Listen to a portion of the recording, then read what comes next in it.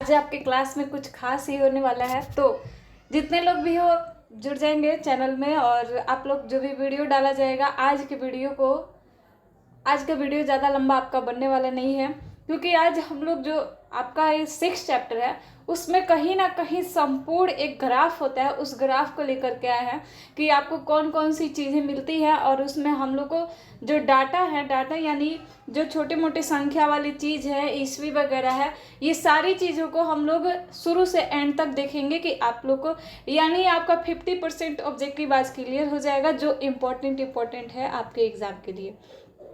तो आप लोग को ये कॉपी पे तो लिखना ही है, साथ ही साथ में आपको एक वाइट पेपर पे ये जितना भी लिखवाया जाएगा आपको एक चार्ट तैयार करना है। उस चार्ट को आप लोग ज़्यादा से ज़्यादा 1 से 2 दिन 3 दिन रिपीट करेंगे, क्लियर हो जाएगा। तो 6 चैप्टर जितना ही हार्ड है उतना इजी भी हो जाएगा आपका। तो 6 चैप्टर को इजी बनाने के लिए ही आपका टॉपिक्स भी डेली डाला जा रहा है, और आज कुछ अलग ही लेकर आया है।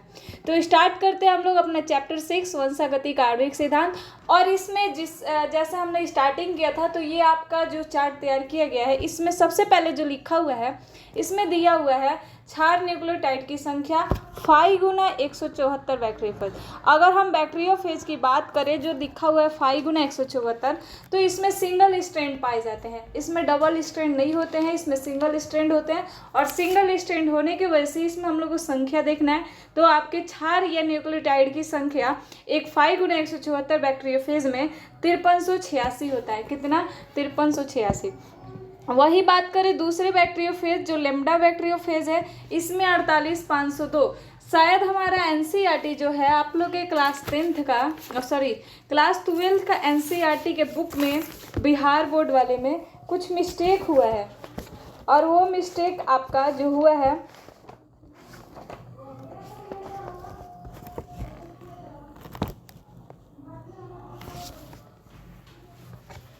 चलिए ठीक है। तो यहाँ पे हमारा पहला जो है, अगर 5 गुना 174 जीवाणु भोजी में पूछा जाता है न्यूक्लियोटाइड की संख्या, क्षारों की संख्या, तो आज के बाद याद कर लेंगे 5386। वही अगर बात करें लेम्डा बैक्टीरियोफेज लेम्डा जीवाणु भोजी की, तो इसमें 48,502 होते हैं। कितना? 48,502। इसी चेरिचिया कोलाई में अगर हम देखते हैं बेस पेयर क्षार युग में देखते हैं, तो 4.6 गुना 10⁶। हालांकि ये हमने टॉपिक के साथ पढ़ा था, पर फिर भी एक बार फिर से रिपीट करते हैं आपका। अगर हम जीवाणु भोजी की बात करें, कौन सा जीवाणु भोजी? 5 गुना 174, तो कितना? 5386। अगर हम बात कर दें लेम्डा जीवाणु भोजी 48,502। ये दोनों आप लोग याद रखें, दोनों जीवाणु भोजी सिंगल स्ट्रैंड वाले होते हैं, जिनके वजह से इनके क्षारों की संख्या लिखी गई है। तो इन दोनों में जीवाणु भोजी वाले जो है ये सिंगल स्ट्रैंड वाले पाए जाते हैं, इसमें बस सिंगल स्ट्रैंड होता है, और इनमें क्षारों की संख्या आपका इतना है। वही बात करें इसी चेरिचिया कोलाई की, तो इसी चेरिचिया कोलाई जैसे हमारा डबल स्ट्रैंड होता है, वैसे ही उनमें भी, तो इनमें पाया जाता है 4.6 गुना 10⁶ क्षार युग्म। अगर मनुष्य की बात करें, तो ये आपके अगुणित डीएनए का है। हमारे मनुष्य में न्यूक्लियोटाइड की संख्या जो होती है अगुणित डीएनए में, वो 3.3 गुना 10⁹ बेस पेयर होती है। अगर द्विगुणित डीएनए की बात करें, तो वो होती है हमारा 6.6 गुना 10⁹। तो दोनों आप लोग नोट कर ले, 3.3 गुना 10⁹ भी और 6.6 गुना 10⁹ भी। 3.3 वाला आपके अगुणित में और 6.6 वाला आपके द्विगुणित में। तो इस प्रकार से मनुष्य 4 चीज़ें हमने देखा। यहाँ पे संख्या, क्षारों की संख्या आप देख रहे हैं, हमारा सेम चीज़ चल रहा है, क्षार न्यूक्लियोटाइड की संख्या। तो 4 चीज़ों में 2 हमने जीवाणु भोजी में देखा, एक हमारा बैक्टीरिया है जिसका नाम एसिचेरिचिया कोलाई है, जिसमें कि 4.6 गुना 10⁶। आपको 10 का पावर याद रखना है। अधिकतर लोग उसमें मिस्टेक कर देंगे, माइनस या कुछ वैल्यू चेंज कर दिया जाए तो ऑप्शन वही लगा देंगे। तो 10 का पावर 6 याद रखना है। मनुष्य की बात करें तो 10 का पावर 9 होता है, पर 3.3 अगुणित में और द्विगुणित में 6.6।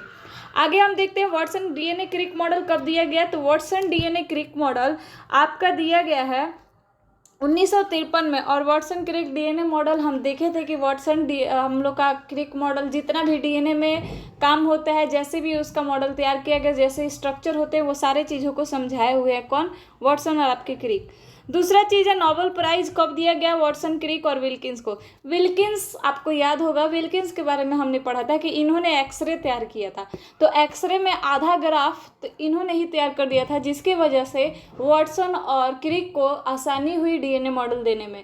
तो इन तीनों सबसे मेन काम विल्किंस का था, अगर वो डीएनए अगर एक्सरे नहीं किए होते तो कहीं ना कहीं ये आइडिया इन लोगों को नहीं आया होता। तो इसी कारण इन तीनों को नोबेल प्राइज दिया गया कब, 1962 में। तो जो चीज़ें आप लोग लिखे नहीं होंगे वो आज यहाँ से लिख लेंगे, इस पॉइंट को कंप्लीट कर लेंगे। वाटसन क्रिक डीएनए मॉडल 1953 और इनको नोबेल प्राइज पर 3 लोगों को दिया गया है, वाटसन क्रिक और विल्किंस, कब, 1962 में। अगर बात करें डीएनए में दो क्षार के बीच की दूरी तो 0.34 नैनोमीटर, या डायरेक्ट आपका लिखा होगा 0.34 10 का पावर 9 -9 सॉरी। तो यहाँ पे आपका क्या है, कितना नैनोमीटर हो जाएगा अगर दो क्षार के बीच की दूरी की बात करेंगे तो 0.34। अगर वही हम 10 बेस पेयर, आपको पता होगा बताया गया है कि अगर डीएनए एक कुंडलित हो, यानी अगर इस तरीके से डीएनए पूरा एक कुंडलन बनाती है, ये हमारा ज़्यादा हो गया,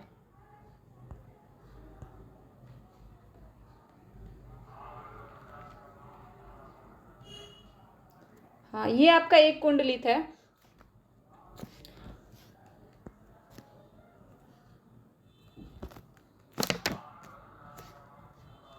ये आपका एक कुंडलित डीएनए है। इस एक कुंडलित डीएनए में बात करें तो लगभग 10 बेस पेयर पाए जाते हैं आपके।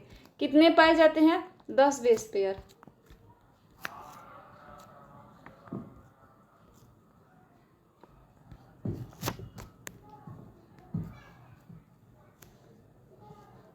ये नहीं होगा, बस इतना।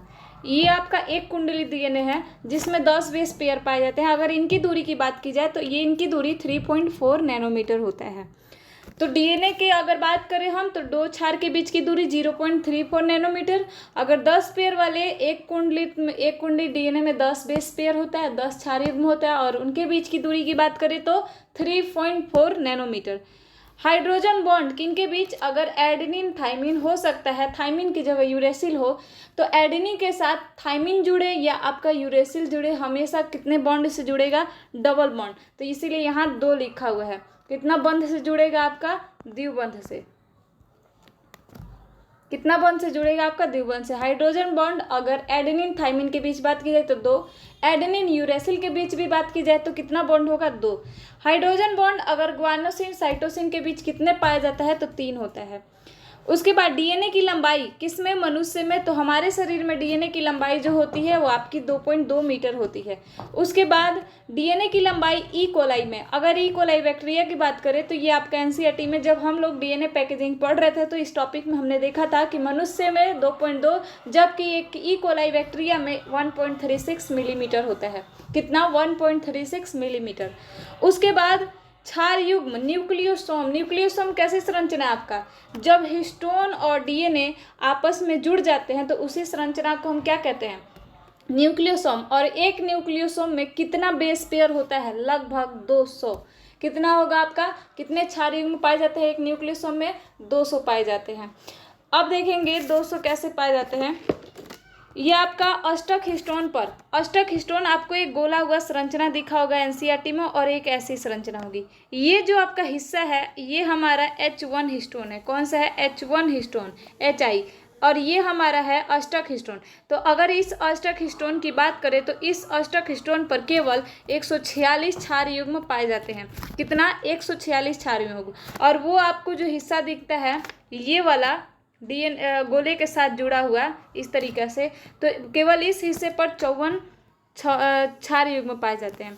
तो यहाँ से याद रखेंगे, अगर एक पूरे न्यूक्लियोसोम की चर्चा करें तो एक पूरे न्यूक्लियोसोम पर 200 क्षार युग्म होते हैं। अगर स्पेशली स्टोन अष्टक किसे कहेंगे हम लोग, गोल वाले हिस्से को हिस्टोन अष्टक पर आपका 146 और H1 हिस्टोन पर आपका 54 होता है। तो इस तरीके से मिलाकर हमारा टोटल 200 बेस पेयर एक न्यूक्लियोसोम पर पाया जाता है। ग्रिफिथ सिद्धांत कब दिया गया, तो आपका ग्रिफिथ सिद्धांत 1928 ईस्वी में दिया गया है। दूसरा एवरी मैक्लियोड मेकार्टी सिद्धांत कब दिया गया, तो 1933 से 44 लगभग दिया हुआ है, 44 हम लोग लिख देंगे। हर्शे और चेस एक्सपेरिमेंट कब, 1952 में। आगे बात की गई है परसेंटेज ऑफ आरएनए। जैसे हमारा आरएनए का 3 टाइप था, एमआरएनए, टीआरएनए, आरआरएनए। तो यहाँ पर पूछा जाता है क्वेश्चन, आपके नीट में भी पूछा गया है ये क्वेश्चन और आपके बिहार बोर्ड में भी पूछा जाता है कि आरएनए में सबसे अधिक मात्रा किसकी पाई जाती है। तो यहाँ आपको दिख रहा होगा कि इसका परसेंटेज सबसे ज़्यादा है, 80% हमारा केवल आरआरएनए पाया जाता है। तो सबसे अधिक आरएनए में किसकी मात्रा पाई जाती है, आरआरएनए की। उसके बाद आपका टीआरएनए और सबसे कम एमआरएनए। तो एमआरएनए का जो परसेंटेज है आरएनए में वो आपका 3 से 5% है, और वही हमारा टीआरएनए 10 से 20%, और सबसे ज़्यादा आरआरएनए जो कि 80% पाया जाता है। तो आपको याद रखना है, तो आरआरएनए ही याद रख ले 80%। उसके बाद जो 20% आपका बच रहा है वो आपके 20% में लगभग 10-15% आप टीआरएनए को मान लेंगे और 3 से 5% एमआरएनए को मान लेंगे। यानी आपको बस इतना याद रखना है कि सबसे अधिक मात्रा किसकी है, आरआरएनए की है, और सबसे कम मात्रा एमआरएनए की। तो इस तरीके से क्वेश्चन ऑब्जेक्टिव में पूछा जाता है। आगे डीएनए प्रतिलिपिकरण हमने पढ़ा है, पर ये नहीं पता होगा कि डीएनए प्रतिलिपिकरण दिया किसने है। तो वाटसन और क्रिक ने ही सबसे पहली बार एक नया डीएनए तैयार किया था, जिस टाइम बताया था कि डीएनए प्रतिकृतिकरण कर सकता है। तो डीएनए प्रतिलिपिकरण भी किसने बताया, 1953 ईस्वी में वाटसन और क्रिक ने ही बताया है। और इसको पूरी तरीके से सिद्ध कर दिया किसने, मेसेल्सन और स्टोल। मेसेल्सन और स्टोल ने एक एक्सपेरिमेंट किया था जो कि अर्धसंरक्षी विधि थी। तो वाटसन क्रिक ने तो केवल बोल दिया था कि अर्धसंरक्षी तरीके से प्रतिलिपिकरण करती है, उसको पूरी तरीके से सिद्ध किया किसने, मेसेल्सन और स्टोल ने। तो जब पूछा जाएगा कि डीएनए प्रतिलिपिकरण किसका देन है, तो आपके वाटसन और क्रिक का, पर उस पर पूछा जाएगा कि इसे सिद्ध किसने किया, तो मेसेल्सन और स्टोल अर्धसंरक्षी विधि के द्वारा 1958 ईस्वी में किया गया। उसी के दौरान आपका उसी टॉपिक में लिखा होगा, मेसेल्सन स्टोल की तरह ही सेम काम टैलेट ने किया था वीसिया फावा पर, और वो भी कब किए थे, 1958 ईस्वी में ही। तो आपको ध्यान देना है इस परसेंटेज पर, इस वैल्यू पर। अगर आपसे क्वेश्चन कर दिया जाए अचानक से हर्षेट चेज एक्सपेरिमेंट कब, तो 1952। ग्रिफिथ का सिद्धांत 1928। कितना न्यूक्लियसों पर कितने क्षार होते हैं, 200। हिस्टोन स्टक पर 146। H1 हिस्टोन पर 54। सबसे अधिक मात्रा आरएनए में किसकी होती है, आरआरएनए लगभग कितना, 80%। सबसे कम एमआरएनए का। तो इस तरीके से आपको याद करते जाना है।